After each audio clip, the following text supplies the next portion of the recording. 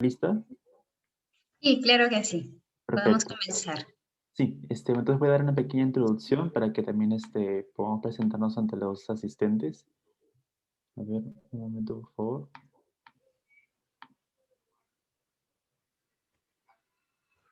Perfecto.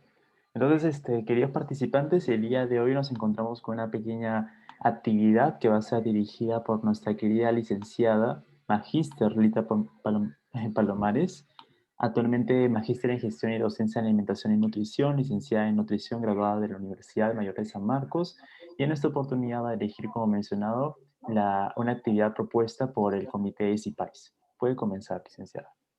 Muchas gracias. Les agradezco la invitación y la oportunidad de poder compartir con ustedes este tema tan importante, el tema de sobrepeso y obesidad. En los últimos años, esta pandemia, que es una pandemia también, es una pandemia mundial, ha ido incrementando y la ponencia va a estar enfocada desde el punto de vista de la prevención, teniendo como estas bases o pilares, la alimentación saludable, la actividad física. Así que espero que sea de su comprensión y al final de la presentación va a haber un tiempo para que puedan hacer preguntas y poder aclarar algunos conceptos también. Entonces, voy a dar inicio a esta presentación.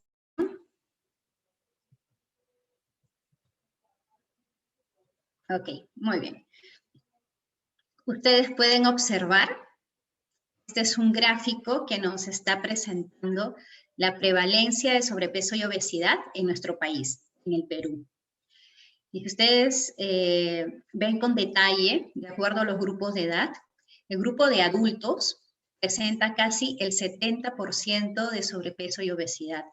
Pero si observamos los otros grupos etarios, vemos que también los escolares, los adolescentes, por ejemplo, escolares tienen más del 30%, en el caso de adolescentes casi 25%, y en el caso de los jóvenes más del 40%, y adultos mayores más del 30%. Estas cifras son realmente alarmantes. Esta es una data antes de la pandemia de COVID-19. Esperemos que salgan los datos actuales para ver qué ha pasado también después de la pandemia, porque de alguna manera la pandemia, al mantenernos a todos la mayor parte del tiempo dentro de casa, o realizando trabajo dentro de casa, y ha incrementado de por sí el sedentarismo. En muchos casos también puede haber variado la parte de la alimentación. Entonces vamos al desarrollo de esta ponencia, vamos a ir viendo esos dos puntos importantes. Pero lo que quiero que ustedes rescaten de esta gráfica, de estas prevalencias, es que estos datos van en aumento y están aumentando rápidamente. Y que la obesidad es una enfermedad y que es una enfermedad que nos abre o es como una puerta que se abre para que otras enfermedades crónicas no transmisibles también se presenten como consecuencias, como complicaciones. Entonces, para entender de una manera práctica qué es la obesidad, podemos ver esta imagen.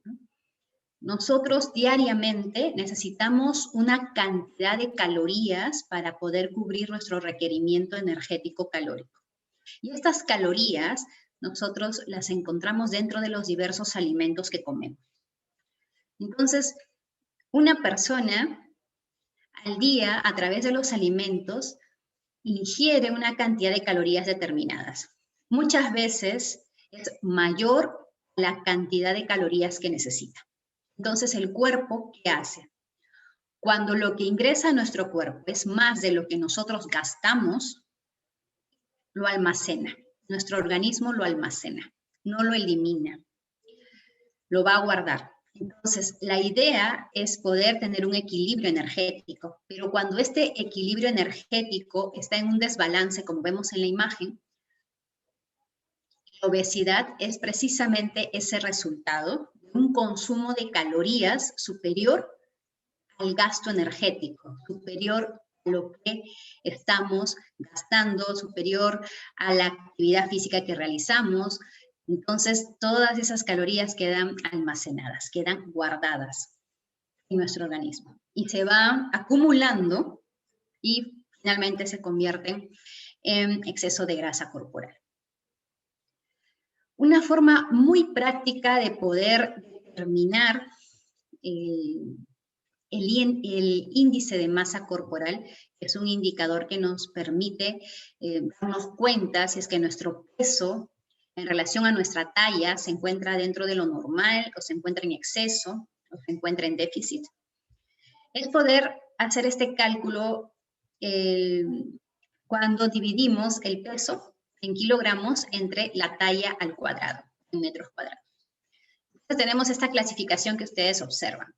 El peso de cualquier persona, imagínense su peso, pueden hacer el cálculo ahora, lo dividen entre su talla al cuadrado. Va a salir un dato acá. Puede salir de repente 22. Está dentro del rango 18.5 y 24.9.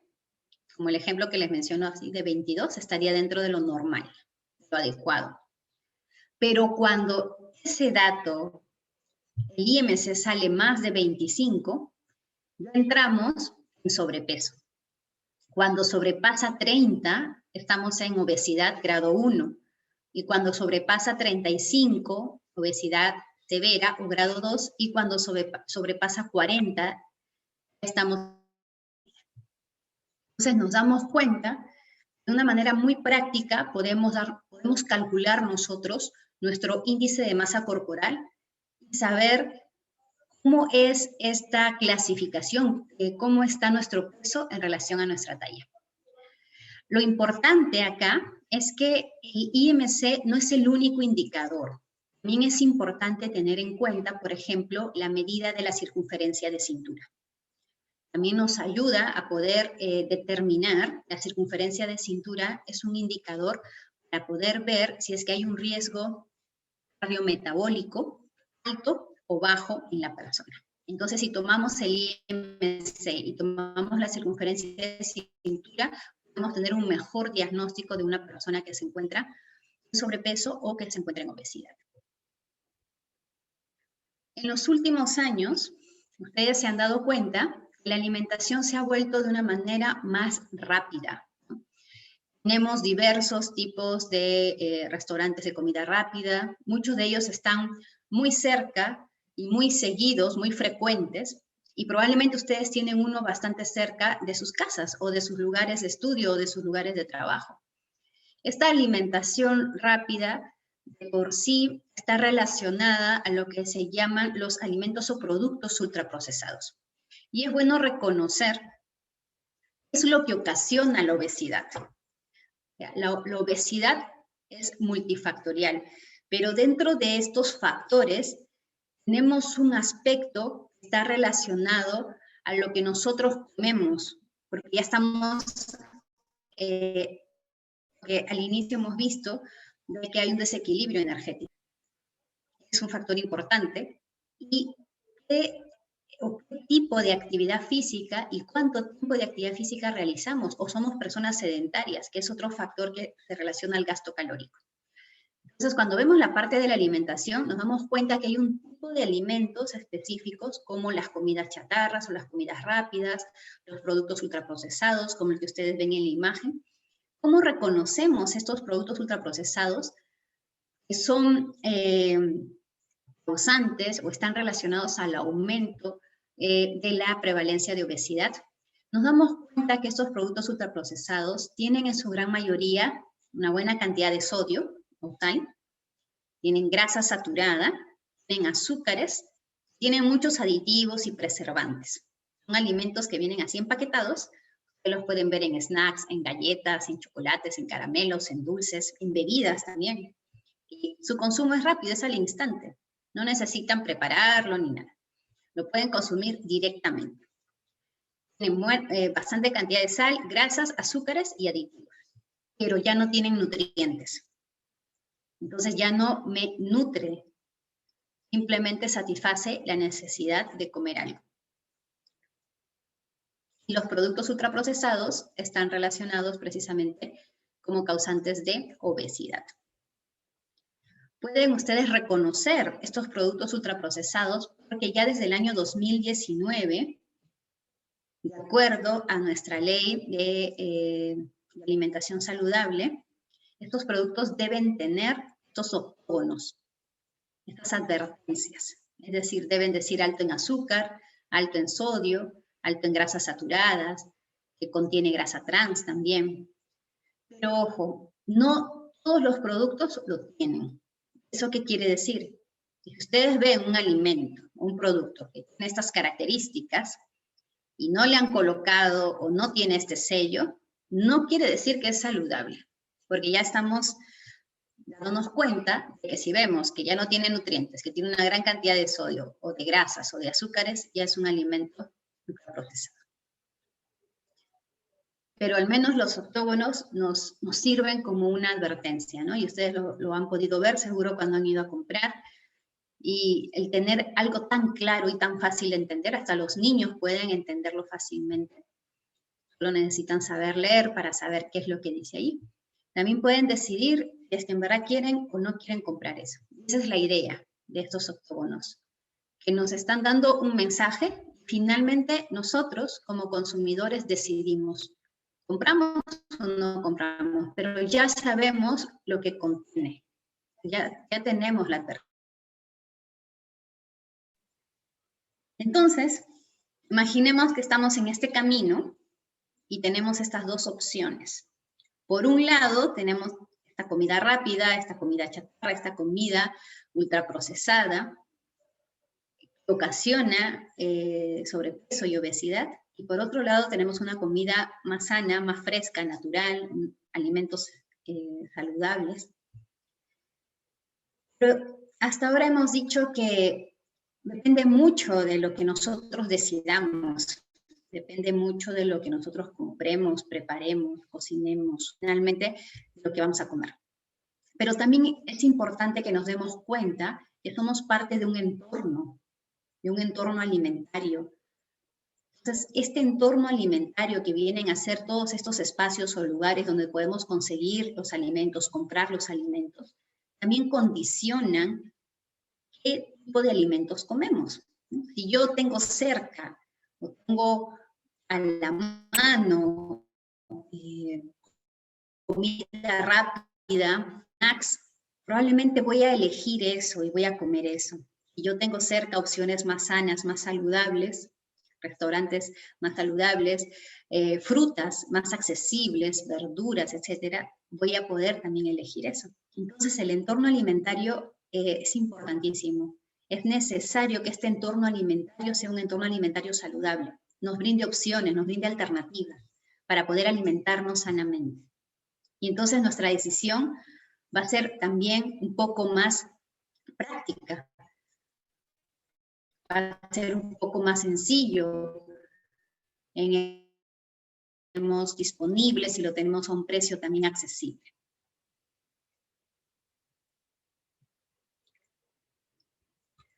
Les voy a comentar sobre el primer pilar para prevenir el sobrepeso o la obesidad.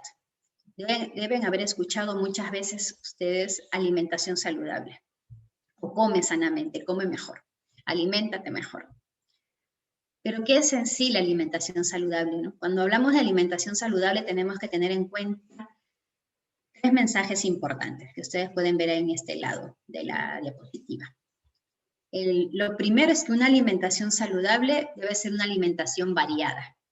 ¿Qué quiere decir variada? Que tenga una gran cantidad de alimentos, diversos alimentos. No deben ser alimentos que se repiten o son los mismos, sino que tengo que variar. Nosotros vemos en este plato, tenemos verduras a la mitad del plato y en el otro lado tenemos carbohidratos como el arroz y acá una fuente proteica, un pescado. Hablamos de variedad, entonces no debería ser todos los días arroz. Podemos cambiar este carbohidrato. Podemos elegir papa, choclo, camote, yuca, quinoa, kiwicha, hasta las mismas menestras podrían entrar allí en ese grupo, porque las menestras tienen carbohidratos y tienen proteínas también de origen vegetal. En el caso de las verduras, lo mismo, elijamos las verduras que son más agradables para nosotros, que nos gusta comer, porque la idea es que sea parte de una alimentación diaria. el consumo de verduras. Y en el caso de las proteínas también, no solamente pollo, podemos comer otros tipos de fuente proteica, el pescado, que es bastante accesible en nuestro país y que no siempre lo comemos todos los días, es una gran alternativa, ¿no? La recomendación nos indica que deberíamos comerlo por lo menos 3 veces a la semana. El otro punto importante de una alimentación sana es la calidad, es decir, elegir alimentos que son fuentes de nutrientes, es decir, elegir alimentos que nos van a dar aquellos nutrientes que necesitamos. Tenemos proteínas, por ejemplo, todos los diferentes tipos de carne o derivados son fuentes de proteína. Tenemos vitaminas y minerales, las verduras y las frutas son fuentes de vitaminas y minerales. Queremos carbohidratos, tenemos a los cereales, y cuando digo cereales me refiero a todo este grupo donde encontramos el arroz, los fideos, la misma papa, que tiene una buena fuente de carbohidrato y además tiene fibra, y todas las alternativas que les había mencionado también, como el camote, la yuca, la quinoa, que es un excelente alimento, que no solamente tiene carbohidratos, sino que además tiene aminoácidos esenciales, es una muy buena fuente de proteína, por ejemplo. Y el otro aspecto importante es la cantidad, para que una alimentación sea sana. Ustedes observan este plato. Este plato está dividido, ¿no?, en mitad y luego en cuartos. La cantidad es importante. Si esta porción de arroz, de carbohidrato, ocupa más del cuarto de un plato, ya sería demasiado, ya está excediendo su cantidad. Entonces, visualizar un plato, ¿sí?, un plato de segundo, de almuerzo, dividirlo en 4, nos ayuda también a poder colocar la cantidad adecuada de todos estos alimentos, cómo deben estar distribuidos. Entonces es un método bastante práctico también visualizar el plato saludable. No se olviden de estas 3 características: variedad, calidad y cantidad. No comer en exceso, comer lo que necesitamos, en las porciones adecuadas. Es el mismo plato, para que vean qué tan importante es el tema de alimentación saludable, que la Escuela de Salud Pública de Harvard precisamente también publicó el plato para comer saludable. Porque el problema de sobrepeso y obesidad es un problema a nivel mundial. No es un problema que solamente nos aqueja nuestro país o a los países que están cercanos a nosotros, ¿no? Es a nivel mundial. Y entonces es necesario poder combatir. Así que el tema de alimentación saludable es un tema bastante relevante. Y no debemos olvidarnos también de la buena hidratación, ¿no? Ustedes observan este plato para comer saludable, tiene también la parte del agua, ¿no? 6 a 8 vasos de agua al día es la recomendación para poder mantenernos hidratados y no llegar a sentir sed, no llegar a ese extremo, porque ya cuando sentimos sed estamos deshidratados. También el aspecto de aceites saludables, ¿no?, como el aceite de oliva, por ejemplo, para poder agregar a las ensaladas, para poder agregar a las preparaciones, como una buena opción.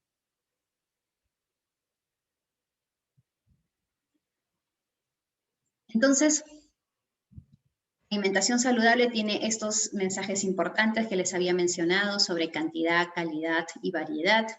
Y he hablado mucho de nutrientes, ¿no? Les he mencionado mucho sobre nutrientes, carbohidratos, proteínas y grasas.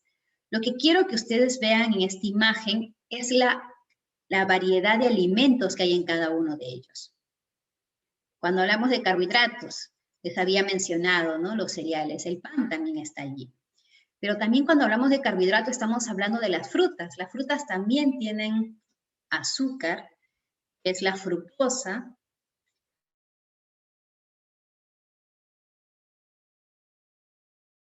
Entonces, la variedad de alimentos para poder cubrir la necesidad de estos nutrientes es amplia, es grande.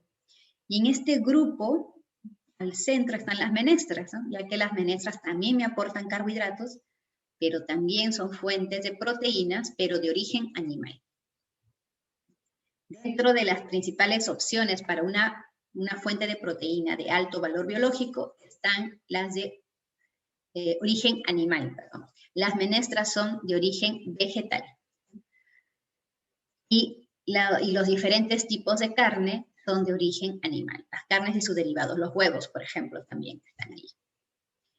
Y en el caso de las grasas, no solamente el aceite, también tenemos a la palta, que es una muy buena opción de grasa saludable, los frutos secos, por ejemplo. Los lácteos nos aportan proteínas, pero también nos aportan una grasa que es importante para el crecimiento y el desarrollo adecuado. Recuerden que se necesitan los 3 macronutrientes: carbohidratos, proteínas y grasas. No necesitamos eliminar uno de ellos porque eso no es sano. Necesitamos crear un balance, un equilibrio entre estos 3 nutrientes importantes. Y además, también la parte de las frutas y de las verduras como fuentes de micronutrientes, como una excelente fuente de vitaminas y minerales. Y va el mismo mensaje. Al ver la imagen hay que ver variedad, hay que ver tipos. Hay que elegir aquellas frutas que nos agradan, aquellos vegetales, verduras que nos gustan comer, porque deben ser parte de nuestro día a día. Tenemos una gran variedad de verduras para poder preparar diversos tipos de ensaladas.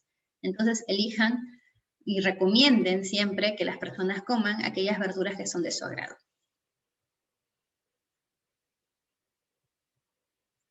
Un documento importante que tenemos en nuestro país desde el año 2019 son las guías alimentarias para la población peruana. Estas guías alimentarias es un documento técnico, es un documento necesario porque da los lineamientos para que una población como la nuestra pueda seguir y pueda tener en cuenta para una alimentación saludable.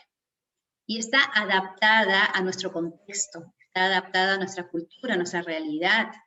Para publicar las guías alimentarias se ha hecho un trabajo con mucho detalle, una investigación con mucho detalle y ha pasado por varias etapas. Para que finalmente este documento, ustedes lo pueden encontrar en internet, lo pueden descargar de manera gratuita, esa es la carátula, colocan guías alimentarias peruanas, y van a ver rápidamente el enlace del Instituto Nacional de Salud y pueden descargar las guías alimentarias. Cuando ustedes tengan la oportunidad de compartir mensajes hacia las personas sobre temas en relación a alimentación, esta guía alimentaria sea su base. Hay que leer esta guía. Todo profesional de la salud debe leer esta guía alimentaria, porque cuando ustedes tienen la oportunidad de atender a un paciente, siempre les va a preguntar algo relacionado a alimentación. Entonces, esta guía alimentaria es una base, son mensajes claros, sencillos, está dirigida a toda la población. Entonces, la población debería conocerla, debería leerlo, pero los profesionales de la salud con mayor razón deberían conocer y revisar esta guía. Entonces, así evitamos caer en mitos, caer en mensajes que no son apropiados o que no son correctos en relación a nutrición.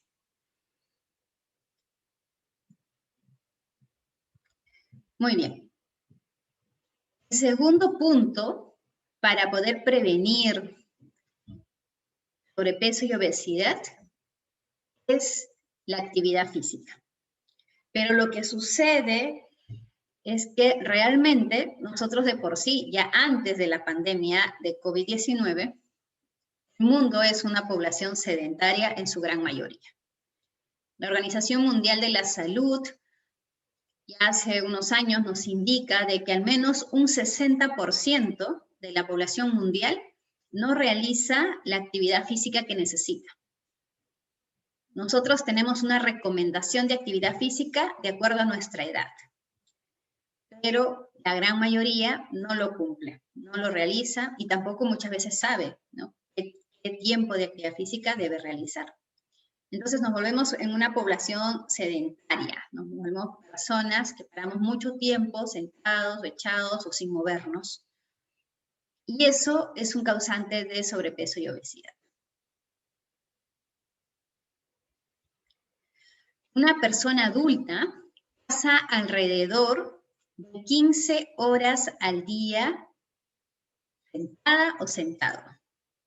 Ustedes pónganse a pensar un poco sobre sus actividades del día, hagan una lista, coloquen sus actividades y al costado coloquen el tiempo, ¿no? Por ejemplo, ¿no? Clases, estudio o en la computadora, y al costado coloquen el tiempo que pasa. Luego los tiempos de comida también, luego su tiempo de descanso, o el tiempo que usan para movilizarse, que no sea, por ejemplo, los tiempos que usamos cuando nos movilizamos en transporte, por ejemplo, ¿no? Entonces colocan ahí cuánto tiempo toma eso.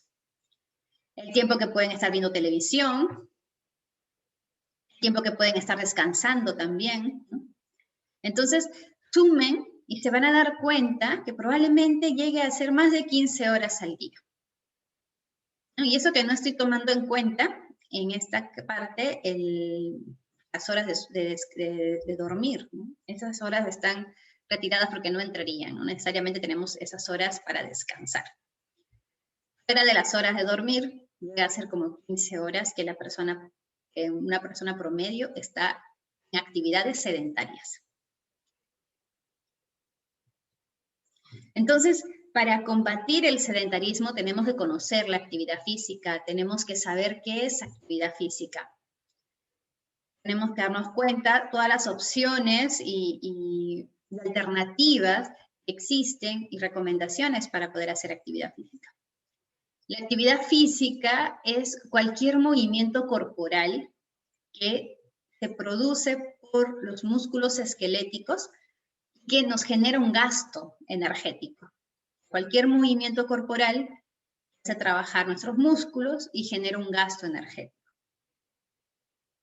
Un dato importante acá es que para que se considere una actividad física propiamente dicha, este movimiento debe ser por lo menos realizado consecutivamente durante 10 minutos. Ahí podría considerarlo recién una actividad física. Si yo me muevo y no llego a los 10 minutos, no podría considerarlo. Entonces es importante tener ese dato. Porque pueden haber escuchado que muchas personas dicen, pero yo sí me muevo, soy activo, pero en realidad son movimientos que no tienen un tiempo prolongado. Entonces, para tomarla en cuenta como una actividad física, esta actividad física debe ser consecutiva por mínimo 10 minutos. ¿Qué es lo que genera la actividad física en la persona? ¿En qué ayuda? ¿Para qué es tan importante? Ser físicamente activo reduce en 50% la probabilidad de tener enfermedades o de padecer enfermedades crónicas.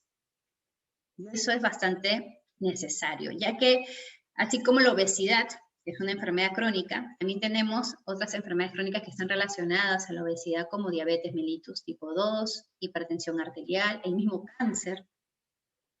Y hacer actividad física nos ayuda a reducir este riesgo. Desde el primer momento en que una persona decide realizar actividad física, comienza a notar los cambios y comienza a tener los beneficios. Entonces, les había mencionado que aparte de poder reducir el 50% de desarrollo y riesgo de enfermedades crónicas no transmisibles, también hay otros beneficios de la actividad física. Por ejemplo, ¿no? El estado muscular, la salud ósea, el hecho de que la persona se vuelve más funcional, también el poder reducir el riesgo de caídas o de fracturas, y ese es un dato muy importante para los adultos mayores. Al fortalecer los músculos y los huesos, el hacer actividad física pues evita el riesgo o reduce el riesgo de caídas y de fracturas. Mejoras en el aspecto del equilibrio energético, hay un mejor balance y control del peso, porque la actividad física me genera un gasto calórico, entonces esta balanza que vimos al inicio la va a equilibrar. No voy a ser una persona sedentaria que acumula el exceso de calorías, sino que a través de la actividad física lo voy eliminando, lo voy consumiendo. También tiene beneficios mentales en relación a reducir la ansiedad y la depresión. Entonces son muchas las razones y los beneficios por los cuales podemos nosotros y deberíamos hacer actividad física.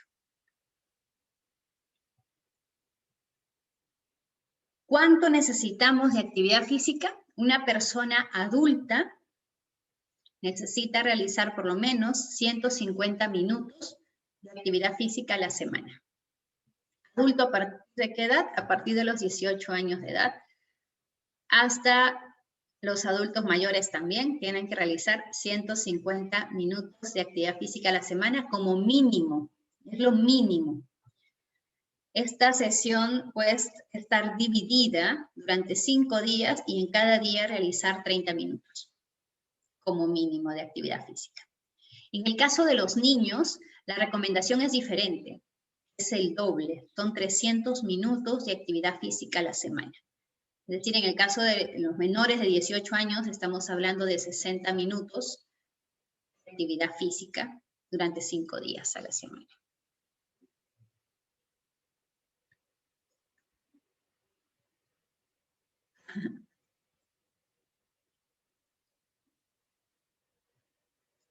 Bueno, para comentarles de que yo soy profesora de la carrera de nutrición de la Universidad Peruana Cayetano Heredia, así que tenemos ahí un grupo de profesionales de nutrición y creo que de alguna manera las carreras tienen que estar vinculadas y tienen que estar unidas. Entiendo que el público que ahora me está escuchando son estudiantes de medicina y probablemente la parte de nutrición no es algo que ustedes lo tengan dentro de su malla curricular como un curso obligatorio. Si fuese así, también me lo cuentan ahora que termino la ponencia. Si tienen algún curso electivo, también me comentan sobre si lo tienen sobre nutrición. Y si no, yo los invito a que ustedes puedan llevar alguno de estos cursos selectivos, porque creo que a nivel de la universidad se pueden llevar diversos cursos selectivos. Algún curso en relación a nutrición va a ser muy importante para los estudiantes de medicina. No con la mirada en interrumpir espacios de trabajo profesionales, no, sino bajo la mirada de que el paciente siempre pregunta, entonces hay que saber también derivar. Y recuerden que cuando hay situaciones que necesitan la atención de un profesional nutricionista, entonces hay que derivarlo y hay que darnos cuenta de que el equipo multidisciplinario es muy importante. Y es la única manera de que podamos nosotros dar una mejor atención también hacia las personas. Bueno, ese es el correo electrónico de la universidad. Y también tengo un fanpage en Facebook, donde suelo subir muchas de las ponencias o conferencias que he tenido, información diversa en relación a la parte de salud pública. Así que también les invito a buscarme por ahí, por las redes. Y cualquier consulta la pueden hacer también ahora que abrimos la ronda de preguntas, o si no, más adelante también pueden escribir un email, etc. Muchas gracias. Espero que se haya entendido.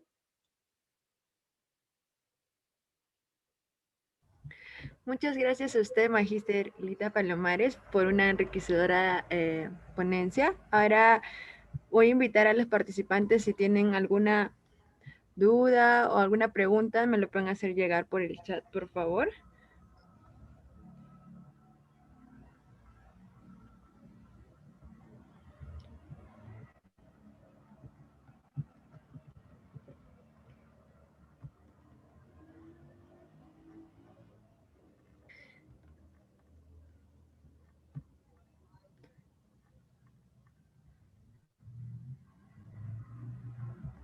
Parece que hay una pregunta de Luis.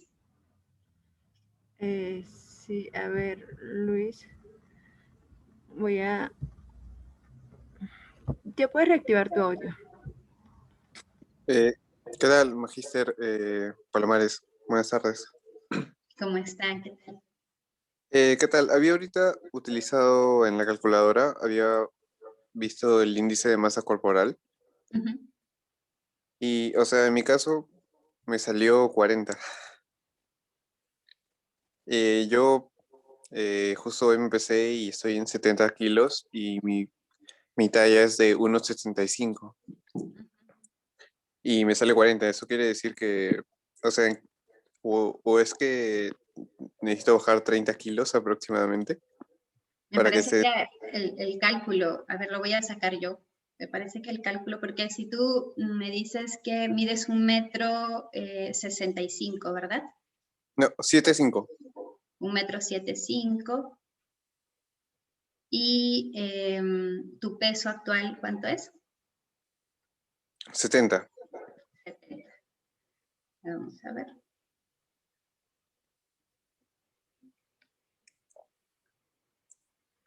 ¿No? Es 22,8. Recuerden que la fórmula abajo es la talla al cuadrado. La talla al cuadrado. Entonces es el peso en kilogramos, la talla en metros, pero la talla al cuadrado. Saldría 22,8. En tu caso, estarías dentro de tu peso.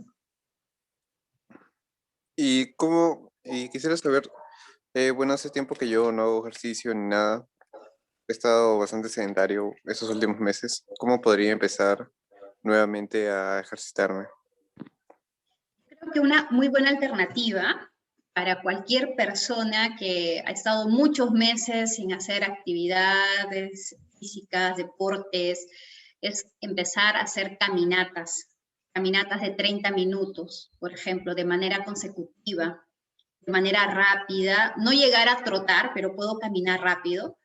Eso sí, usen unas zapatillas cómodas para que después no les salgan ampollas y eso evite que al día siguiente vuelvan a hacer la caminata. Entonces, comiencen caminando por lo menos 30 minutos de manera seguida, porque caminar no necesita que tomemos descansos o break, porque caminar no es una actividad física tan intensa, entonces no nos agita, nos permite caminar, nos permite hablar, pueden hacerlo en compañía, pero esa es una muy buena forma, háganlo por lo menos una semana seguida y ya se van a dar cuenta que a la siguiente semana ya de repente ya no solamente caminar, podrían comenzar a trotar.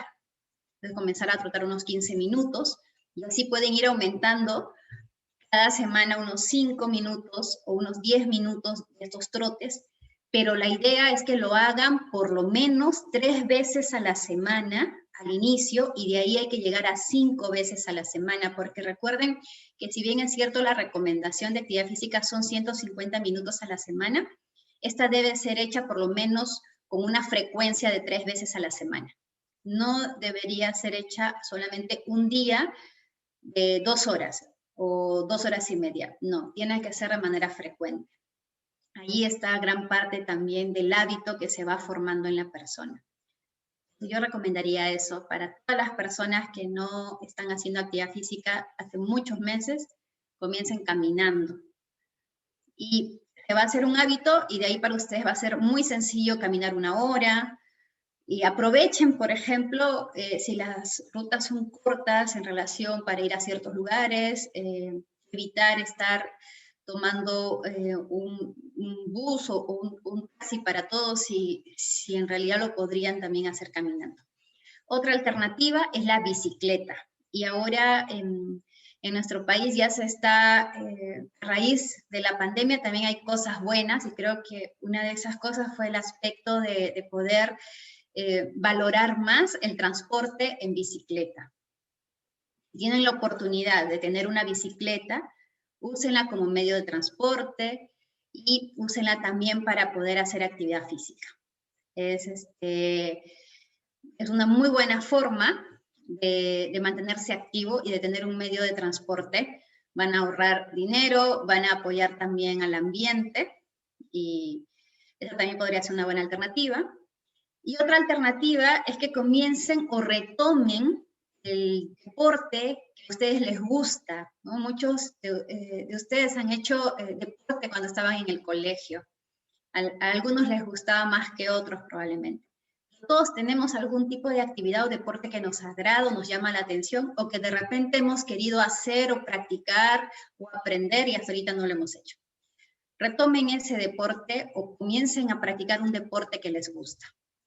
Recuerden que cuando hablamos de actividad física y de alimentación saludable, hablamos de hábitos. Y para que un hábito se mantenga a lo largo del tiempo, el hábito necesitas una motivación.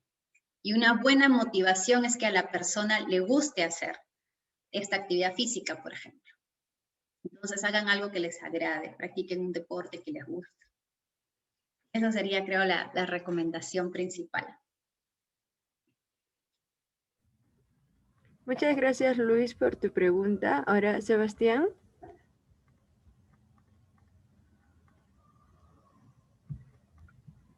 Ah, ya, perfecto. Ahora sí se me activó el micro. Lo tenés activado. Bueno, primero, Magíster Palomares, felicidades por su ponencia. En realidad fue muy enriquecedora, muy amigable también. Y mi pregunta iba más dirigida a la parte de investigación. Estoy muy interesado en acerca de investigación en obesidad infantil. Y sé que actualmente debe haber artículos científicos en otros países, tal vez a nivel latinoamericano, en que se evalúa la conciencia o evalúa la concientización en los padres de familia que la obesidad infantil es una enfermedad. Entonces, quería preguntarle si usted conoce si en Perú hay estudios actualmente relacionados a este tópico.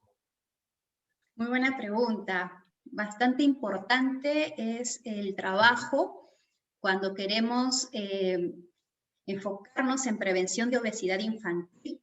Los estudios indican que no solamente hay que trabajar en escuelas, sino también hay que trabajar con la familia, con el entorno familiar, el ambiente en la casa.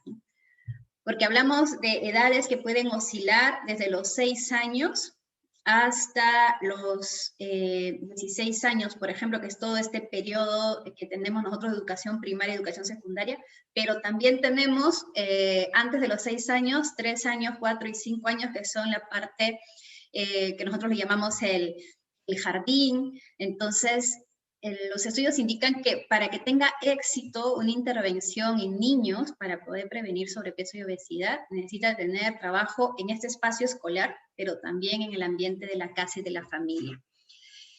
En Perú hay algunos trabajos que se han hecho y se han realizado como intervenciones para escuelas. Sí, sí hay algunos, no son muchos.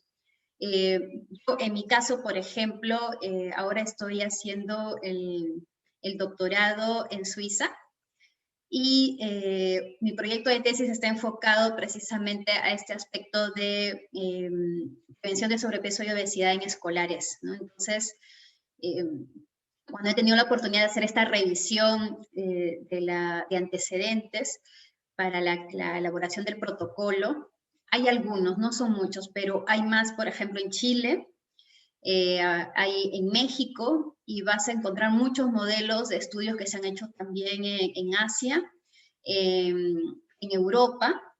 Entonces, y la misma OMS ha publicado varios informes y varios documentos que van enfocados precisamente a lo que es la eliminación de la obesidad infantil.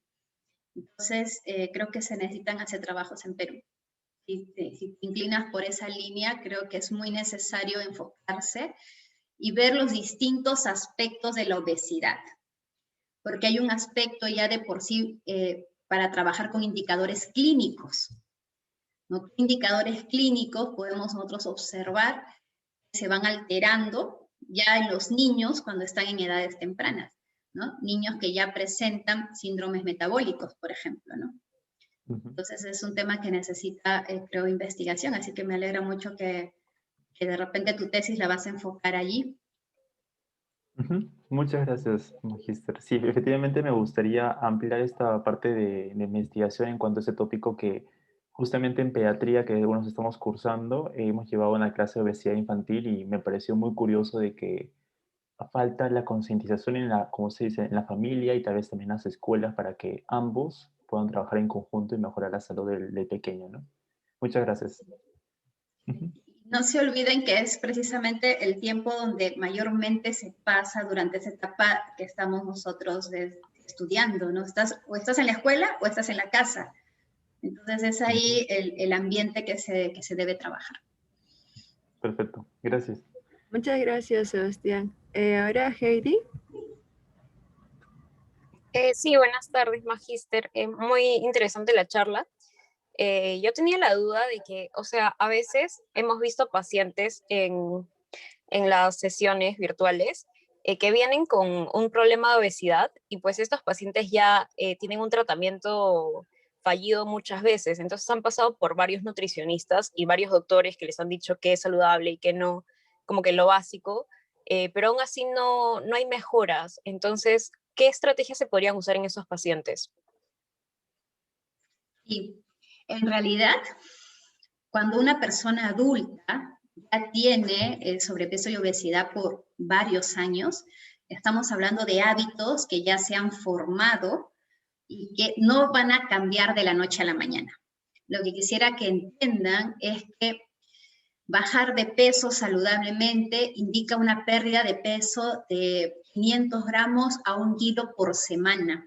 Y es que la persona es disciplinada y constante, porque requiere sobre todo la constancia y la disciplina de poder seguir las indicaciones y sobre todo también organizarse y tener el tiempo. ¿Por qué? Porque hay que comprar, hay que preparar y hay que comer. Entonces eso toma un tiempo. La alimentación sana precisamente requiere mucha organización por parte de las personas. Y si hablamos de una persona adulta que ya muchos años viene con sobrepeso y obesidad, eso no va a cambiar de un momento a otro. Y tampoco es que en un mes la persona va a bajar los kilos que quiera bajar, tampoco es así. Medio kilo a 1 kilo por semana es lo que una persona puede perder saludablemente, es que sigue el tratamiento nutricional, tanto de la parte de la alimentación, pero también la parte de actividad física. Y entonces estamos hablando que si esa persona tiene un exceso de 10 kilos o más de 10 kilos, estamos hablando por lo menos de casi unos 3 meses, pero de constancia. Entonces, lo que se recomendaría para estas personas adultas, en realidad, requerirían un acompañamiento mucho más intenso, es decir, que las consultas sean más frecuentes, que sientan de que hay un control y un monitoreo.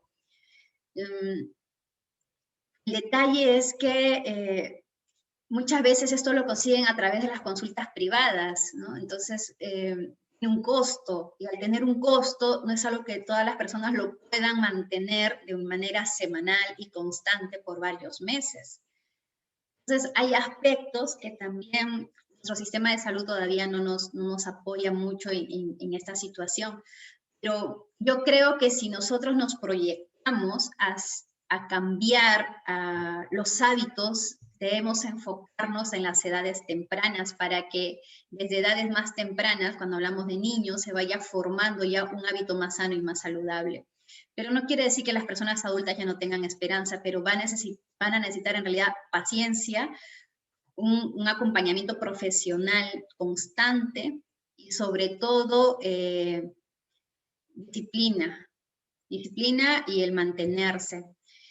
¿Por qué? Porque comienzas a bajar de peso también y lo he visto mucho en mis pacientes, muy motivados, ¿no? Están los 2 primeros meses, por ejemplo, y ahí encuentras una meseta también. El cuerpo se acostumbra ahora a la nueva ingesta calórica, se acostumbra a tu nueva actividad física, y entonces el cuerpo vuelve a estabilizarse.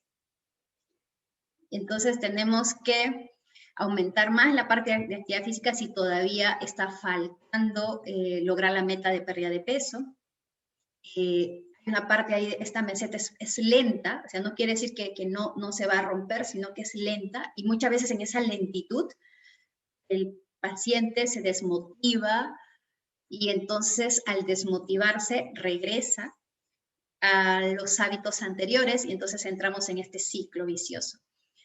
Recomendaría un acompañamiento psicológico también, porque hay un aspecto de cambios de hábitos que va a tener mucho trabajo para poder relacionar, y hay aspectos emocionales que están condicionando la parte de la alimentación de la persona. Muchas veces una persona puede comer más o puede comer menos, y su estado emocional ha cambiado. Se encuentra más contento, si se encuentra triste, si se encuentra ansioso, si se encuentra estresada. Entonces, desde mi punto de vista, es un trabajo multidisciplinario. No podríamos solamente verlo con el profesional en nutrición, sino se necesita también al médico, y se necesita también al profesional de psicología. Yo creo que este trabajo multidisciplinario ayudaría a tener más éxito también los adultos. Muchas gracias, Heidi, por tu pregunta. Acá tengo más preguntas en el chat. Magíster, le voy a leer. Alsacia Maldonado comenta, primero, muchas gracias por la exposición. Yo quería saber cuáles son los requisitos con los que cumple la obesidad para ser considerada una enfermedad y no un factor de riesgo como algunos otros nutricionistas lo consideran. La obesidad ya clasificada como tal, estamos hablando de que hay una acumulación excesiva de grasa corporal. Entonces, al haber una acumulación excesiva de grasa corporal, no es solamente un factor de riesgo. Ustedes revisan la literatura, la obesidad es una enfermedad como tal, y es una enfermedad crónica. Entonces, es un acúmulo excesivo de grasa, que va a tener grados. Y esta grasa no solamente se va a acumular a nivel subcutáneo, sino que también se va a acumular alrededor de órganos esenciales. Entonces estamos hablando ya de un riesgo cardiometabólico aumentado. No sé si es que muchos de los, como menciona la persona en su pregunta, si es que los nutricionistas realmente lo siguen viendo solamente como un factor de riesgo, porque en realidad en los últimos años creo que ese concepto ya lo tienen bastante claro como una enfermedad, ¿no? Ok, muchas gracias. Hay otra pregunta de Andrea Fuentes que menciona, ¿cómo podemos hacer que los niños tengan más actividad física ahora en pandemia? Sí. Ahora en pandemia, la situación realmente ha sido bastante complicada. Nosotros tuvimos una cuarentena muy estricta en Perú los primeros meses, desde que inició la cuarentena en marzo del año pasado, y prácticamente se prohibía a los niños salir. Y creo que recién han podido salir a finales, los últimos meses del año pasado. El tiempo para los niños de actividad física son 60 minutos. Creo que ahora la situación es diferente. La posibilidad ya cambió también, ¿no? Desde este mes de marzo, el toque de queda está iniciando a las 9 de la noche, tengo entendido en estas zonas de riesgo, ¿no? De riesgo más alto. Entonces, los niños ahora tienen mayor libertad de poder salir y de poder hacer actividad física también. ¿Qué es lo que se recomienda para ellos? En realidad, cualquier tipo de juego, movimiento, deporte, el uso, por ejemplo, también de los patines, el mismo uso de la bicicleta, los bailes, los saltos, etcétera, lo que a ellos les permita estar moviéndose de manera consecutiva es considerado como tal una actividad física.